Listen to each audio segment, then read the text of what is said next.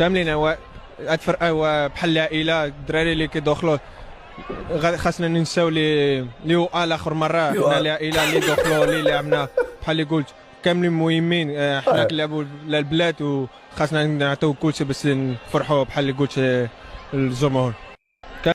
عنده الا حاشيه في شي حرف، عنده المشكل في حاشيه كيزيد بزاف.